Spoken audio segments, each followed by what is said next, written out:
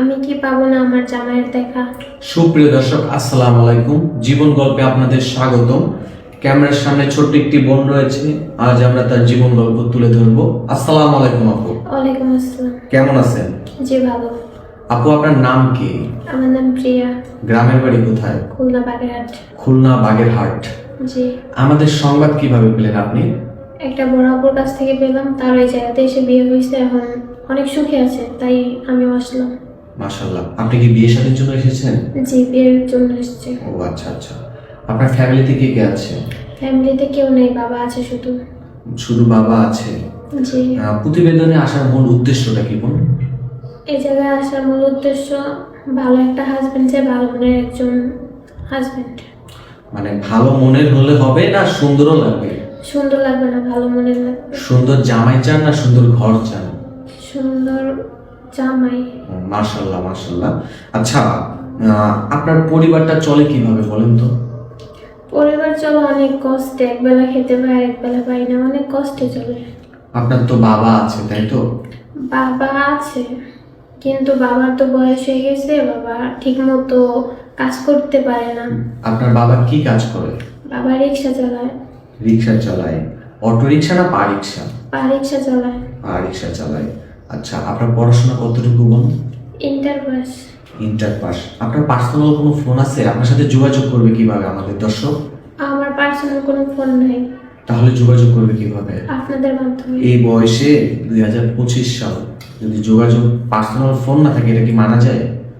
আমার ফোন ছিল না এরকম না, ফোন ছিল, কিন্তু একটু সমস্যার কারণে ফোনটা বিক্রি করে দিতে হয়েছে। কি সমস্যা যদি আমাদের খুলে বলতেন? বাবার রিক্সা চুরি হয়ে গেছিল, তো রিক্সা ছাড়া বাবা কোনো কাজ করতে পারতো না, তাই নিজের ফোন বিক্রি করে বাবাকে রিক্সা কিনে দিছি। মানে নিজের শখের ফোন বিক্রি করে বাবাকে রিক্সা করে কিনে দিয়েছেন, কারণ যেন ঠিক মতো খেতে পারেন, তাই তো? জি। যাক, মাশাআল্লাহ, অনেক ভালো একটা কাজ করেছেন। তো আপনার চলাফেরার জন্য তো টাকা পয়সা দরকার, বা এটা কিভাবে কি করেন বলেন তো? অনেক কষ্টে আছে, ঠিক মতো খাইতে পারি না, আবার কিসের চলাফেরা।